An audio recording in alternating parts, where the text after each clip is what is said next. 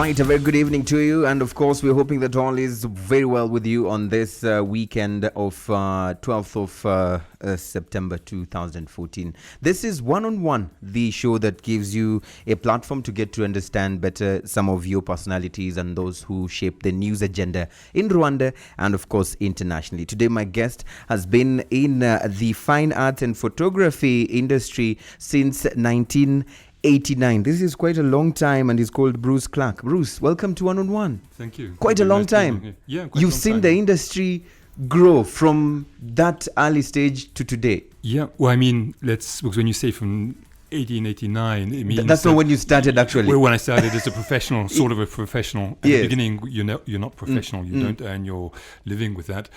Because I mean, basically, the thing which is different about me, perhaps, I don't know whether it's good or bad, is that I've always tried to deal with contemporary history or with political subjects, which is a problem, and sometimes it's not a problem.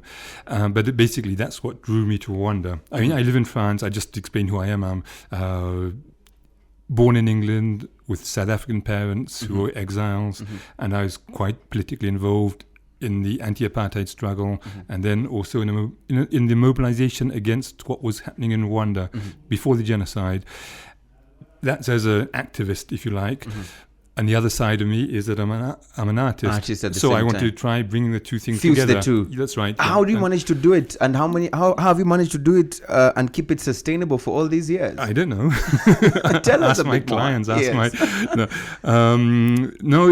I really don't know. I can't answer that directly, but let's say it's through perseverance and just trying to keep the artistic quality good and the political dimension correct. I don't like the words politically correct. I'm not politically correct, but when you want to get a message across, you've got to know what that message is and know how to say it correctly and have the aesthetic form to say it, basically.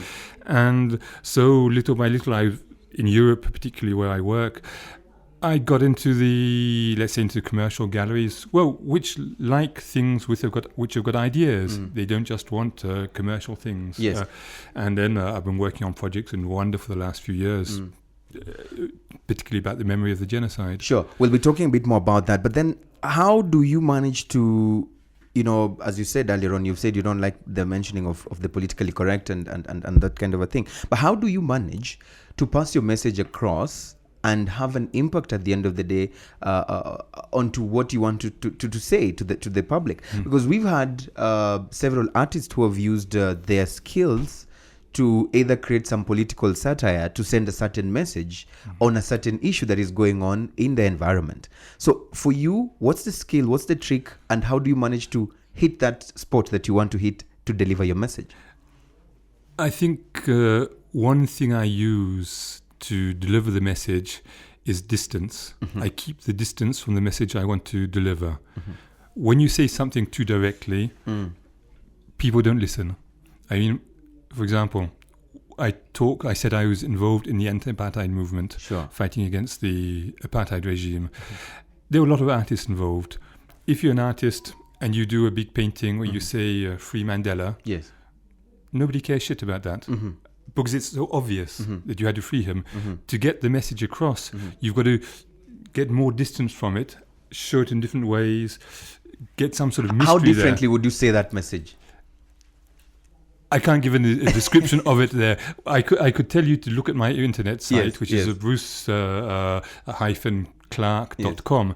Maybe you'll get some sort of idea of it there. But to give a quick description, I mean, I use words in paintings, if you like. And these words aren't necessarily talking about the exact subject of the painting. Yes.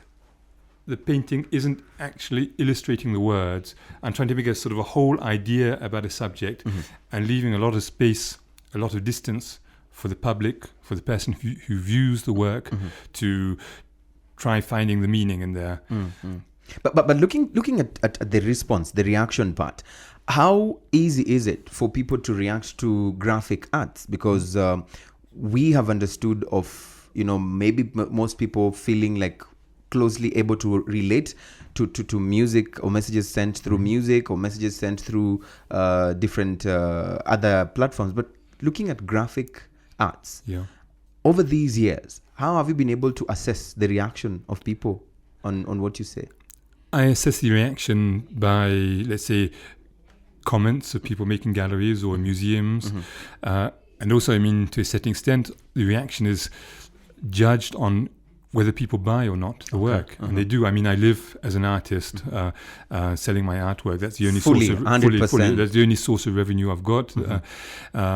And it's even a source of revenue which allows me to work on projects which are very important for me, like the conservation of the memory of what happened here, of the genocide, which of course are unpaid projects, which I work on simply because I believe that artists inside, outside, should try to work with their skills on these subjects.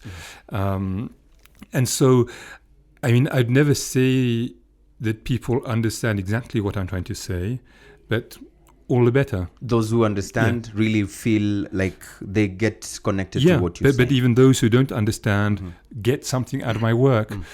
Because in my work, one thing which I say, I suppose in almost every work, is it's very difficult to understand the world in which we live. So don't believe what you're seeing in my artwork. Think about it. I'm giving you little hints little sound bites or around. Visual bites. Yes. Maybe you can better understand the world through that. Okay. But it's only using your head, thinking about it really, that you're going to pull something out. For me, the role of the artist isn't just to paint the world as he sees it in a superficial way. And for example, to talk specifically about Rwanda, because I know quite a lot of artists in Rwanda. And yes, because you tell me you're also a researcher and activist also as well. Yes. Yeah, and you see, if you work on the genocide, if you're a visual artist, you work on the genocide, if you paint what the genocide was, if you paint machetes, if you paint dead bodies and skulls and everything like that, it doesn't help people understand. You've got to get distance. I mean, the photos are things, we know what the history is. I'm not saying you must hide history. Yes, You must never hide the history. But when you get distance, then people might start thinking, other types of publics might start thinking about what they're seeing and what the artist is trying to say, and also about the historical reality. Sure. Sticking to the issue of thoughts and perceptions, you have an African background, but then at the end of the day, we've seen a lot of artists who want to portray, this is now probably those artists who are not with an African origin, the way they portray Africa in their art. Most of the time it's always been about a woman carrying a basket. Most of the time it's been about the cows. Or sometimes you see, if it is sculptures where you see a curvaceous woman. Is this what Africa is all about? Maybe from your perception, do you think we're getting the wrong picture about Africa? Is there another better way of telling about Africa? There's better ways, different ways of showing Africa. But you say because that Africa is portrayed like that by outside artists, but it's also portrayed like that by inside artists. When I see artists in Rwanda or in other African countries, they're producing the same cliches, the same stereotypes, which I'm trying to fight against. We don't want, if we want to talk about Africa, or anyway, if we want to talk about Europe as well, if we only reinforce stereotypes, we're not getting anywhere. We're not thinking about it. Africa isn't what you see in these sort of commercial type artworks, whether it's produced by a Rwandan or African or European artist. That's not Africa. It's not making us think about Africa. I mean, at the best, it's good decoration, which you put on your wall and you don't think about anymore. For me, that's not the role of painting. When you put something on your wall at home, when you put something into a museum, it must be there to surprise the person who looks at it, to make people think about the world in which they live, and not to reinforce cliches and stereotypes. All right. Now, probably when the time you started professionally doing fine arts and photography, some of us were around 3 years, or others who are listening right now were not even born. But then at the end of the day, there are those who are now plunging into this industry, this sector, listening to us at this particular time. What are the nuggets of wisdom that you could probably share with them today? Think about what you want to show, and don't just copy what other people are doing. Because to make a painting, you need two things. You need technique. Technique, you can learn it. you watch out what other people do. If you've got the opportunity, you go to school, you see technique, you learn technique. What's even more important than technique is ideas which you want to portray, bring across. And for me, that is the most important. Always to think about what you're doing, to criticize, to auto-criticize what you're producing. Because art is about moving on. Art isn't about stability. It isn't about reproducing. It isn't about copying.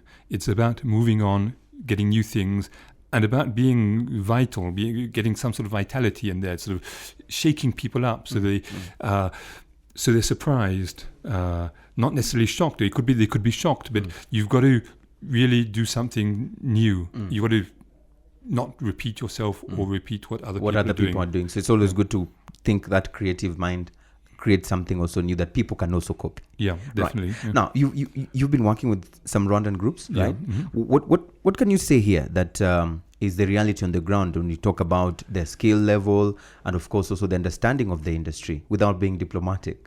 Without being diplomatic, shall we turn off the radio?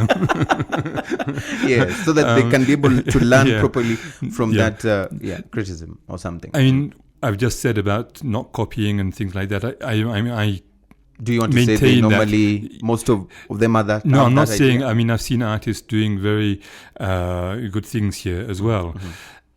I mean, there is another factor in this which is problematic, and it's the market. Okay. I mean, basically what I see in Rwanda is that you've got a very small market for people buying artworks. You've got maybe a few foreigners who buy. Maybe you've got a new middle class in Rwanda who buys a bit. But these are markets which are unsure of themselves, whether it's the outsiders who buy or the insiders. They haven't necessarily got a visual arts notion. I mean, basically, the people coming from outside are looking for cheap souvenirs to bring back home. Back home, yes. They don't want to pay too much, even if they do pay a bit more than the average market price. But they want maybe cliches. They don't want to bring back something about genocide. They want the woman with the thing on her head and the baby on her back. On the back. That's what they want. And so they can show their friends back home, you know, so the cliches. This is what is forcing now the artists to go that direction. That's right. And it encourages them to do that. But again, Rwandan middle classes are buying the same stuff. They're buying the same, maybe for different reasons. Maybe it's because they're unsure of what they want. They're unsure. It's a new middle class. They don't necessarily know what they want to buy, what they want to hang on their walls. And so I'm not criticizing anybody. I'm just trying to talk about the state of affairs here. There you go. Diplomatically. No. But what is important, what we need here is for people to be surprised, to be shaken up. Sure. I said it just now. And so that's what I'd say to artists here is to don't stay in these cliches. Shake people up. Do something new. I mean, because I'm here, I've worked on a couple of projects, and the last project which I'm working on is called Upright Men. I mean, it's quite a simple project, but it's a very complex project at the same time. Tell us a bit more about it. Yeah, the idea was to work with Rwandan artists on the project as well. But basically what we wanted to do is to paint men, women, children, very tall, very big, much bigger than life, on the outside of massacre sites. Okay. Firstly, to say, after the genocide, we're standing tall, we've got our head upright, and that basically the killers they weren't able to do what they wanted to do. They didn't crush us completely, even if they killed 1 million people, even if there a lot of wounded physically, psychologically in the country. The country itself is standing upright. And so we wanted to put these symbols onto massacre sites. We still got a vague hope of doing it, but we had an exhibition at the library in April to show these images. They were 7-8 meters high. I think it was a way of making the Rwandan public acquainted with what we might be doing later. And I got good feedback about it, bad feedback at the same time. Also at the same time. I must say that at the bottom of the project, was the idea to bring something new. Because when people said, "You're an artist, do something to help us commemorate the genocide." I mean, it's a big challenge. Sure. I had to think it out, okay? And I wasn't going to just paint images of the genocide. That's not a way of making people think about the genocide. It's not a way of commemorating the dignity of those who are dehumanized, because that's what genocide is about. It's about dehumanizing.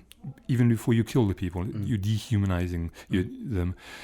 What we wanted to do, so, is to put these pictures larger than life to reaffirm human dignity and basically humanity, and also use these images as markers to say, here, something happened.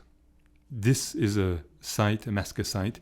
Even if there's no other text about it, it could have been a marker all over the country on massacre sites, so that anybody passing through would recognize this marking thing. But then, who you told me you got positive and also negative feedback on this.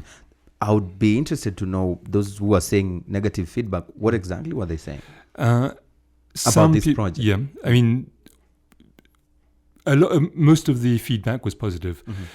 Some people said to me one time, though, they said, "I understand the project. You want to give images of dignity for the survivors, for the country standing up." Yes. When I see survivors, this person said to me, when I talk with survivors, they don't feel dignified. They're crushed by what happened to them. They're poor, they live in the countryside, they've got no family, they're very, very poor, they've got the weight of the genocide on them, they've lost their dignity. So your representation of them isn't their representation of themselves. And so to answer that, I say, yes, but you've got to see this project as a symbol, as a metaphor. It's not saying that life is great for everybody. It's not saying that everybody is walking tall, everybody is in good shape, physically, materially, psychologically. It's more a symbol to aspire to, because if you don't try to aspire to the symbol, then it means that the killers succeeded. They've crushed you. And I know it's hard for so many people in the country. I know the reality of the country. I'm not trying to mystify it. And so what I kept trying to say to people is that this project, it's a symbol. It's not a representation of what happened. Yeah. And then just to finish with that very quickly, because it's coming back to what we said about art in this country. There's not so much visual art culture in this country, and people find it hard to understand symbols and metaphors. When they see representation, they think it's very first degree. Quite a lot of people didn't quite understand a sort of universal notion which I wanted to put onto these images. Many others did. I'm not, because you asked me for the side negative of those who are yes. Mm. But then you mentioned a very important issue, and that is the issue of a lack of an art culture, and then how then does this get sorted out? Because you have an industry where you have young people who would want to be in there without telling stories directly, and they want to use their creativity to kind of twist and keep that distance, as you said earlier on. But then they're facing an audience that you feel still doesn't have that proper art culture. So how do we deal with that? The same way as you deal with everything else in this country, which is new and growing, through education. And I mean, from my point of view, because one of the propositions in the project was, or still is in fact, to do workshops with young artists, or not just young artists, with aspiring artists, basically, to give them something. I mean, even if it's 2, 3, 4 weeks workshop, it's good, it's something, okay? But maybe through the education system, people have got to be given art education, firstly, so they learn techniques, and secondly, so they get a new vision of what art can do for them. Because I know Rwanda is poor. I know art isn't a priority, or let's say isn't officially a priority, but I'd say it should be a priority, because when you think about it, art is the most important thing. Art is what makes people human, if you like. Without art, without language, we're the same as animals, basically. And so through art, I think you've got different ways of saying things, different ways of seeing the world in which we live. And of course, the benefits aren't directly there. You don't see exactly how that helps people in a daily way, in their daily life. But on a long term, it helps them to consolidate a culture. It helps them to consolidate a way of looking at the world and of exchanging in this world. So then, looking forward, if we are to properly understand what you're saying in terms of creating this culture through education, then this therefore means there should be more of mentors, more of either also, one-to-one discussions with even those who are already in the industry, Sure. so that they can also uplift each other in this particular area. But then the question that I have for you is also this larger than life interest that you have for Rwanda. Looking at your background, not being Rwandese, and thinking the way you think, and also having this activist kind of a mind, that I want to send this message, that I want to contribute in telling this kind of story. What more? What then drives you? I mean, more beyond just that thing that you say, I use art to earn my living, beyond just the money to earn a living. What else drives you? What else pushes you to want to contribute this much as far as Rwanda is concerned? I think, what drives me in Rwanda and in other places where I've worked is to say that art can affect the way we see our history, whether it's contemporary history or past history. And secondly, and talking as an activist, it's my way of participating in the reconstruction, psychological or artistic reconstruction after the genocide. And maybe thirdly, which is probably the most important point, basically, because you said to me, you started saying that you're not Rwandan. So should I say to you, but is the genocide Rwandan? Is it your problem, not our problem? It's a world issue. Yeah, it's a world issue. Yes. And if the world on the outside doesn't accept it as a world issue, that's bad. It means that things like this can happen again. It means that the people on the outside are being excluding themselves from world issues. Genocide, it's a crime against humanity. Who makes up humanity? It's not just Rwandans, it's the whole world. And so it's a crime against us, indirectly. Okay, you in this country suffered the most, of course. But you suffered because humanity let you suffer. And you suffered also because a lot of people on the outside said, that's not our problem. And they did wash their hands and act. And so I think that people should be concerned about what's happening in the world in which they live. I'm here in Rwanda now, working on these projects and thinking about them. But I've worked a lot, of course, in South Africa. I've been trying to work in Palestine. These are contemporary history issues which are very, very important, which are going to shape the world in which we live in the next few years. They're shaping the world now. They shaped your world dramatically.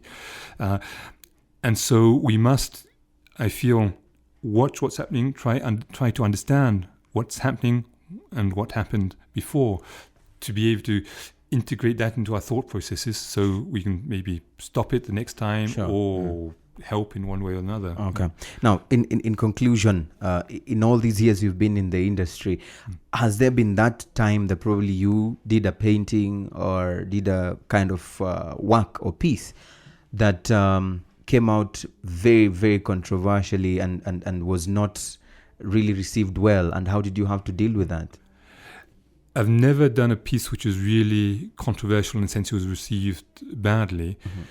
I've done pieces which maybe people didn't like because they were, I wouldn't say too radical, but because they couldn't quite understand them. But I think with maturity, as you said, I've been working in this so-called industry. For me, I don't like the word industry, actually. I'd say the sector. What would you say? Art sector is much better. I hate industry. Yes, there's quite a few years I've been in there trying to be a professional in there. And so little by little, you learn ways of better expressing yourself. And I mean, sometimes when I look back at things I was doing in the early stages, and I look at it and I say, but that's naive. I should have thrown that away. I shouldn't have done that. You also feel yeah. like you think like they are thinking or they thought. Yeah. But which is, to a certain extent, is good. It means that I'm criticizing what I've done in the past. Sure, yeah. Because I know artists who think that everything they do is fantastic. And no, you've always got to keep criticizing it. And also, I mean, the more work I throw away, the better the work which stays. All right. You know? Yeah. And yeah, I just keep on thinking about what I'm doing, trying to make it better, and listening to criticism. When I go to openings of my work or other people's work, I try and listen to what people say, or I talk to them. I don't believe all my friends who say, yeah, this is great, fantastic what you've done. I don't believe friends. You believe more the critics. Definitely, yeah. Thank you very much, Bruce Clarke, for your time on One on One. Okay, well, thank you. I'm sure those who have been listening, for those who are interested in this sector, not the industry, I've really got some nuggets of wisdom there. There you have it. Our one-on-one weekend edition comes to a wrap at that particular moment. And of course, bringing down the curtains to these week's editions of One-on-One. Next week, more shows, more new guests in the program. My name is Eugene Anangwe. Goodbye for now.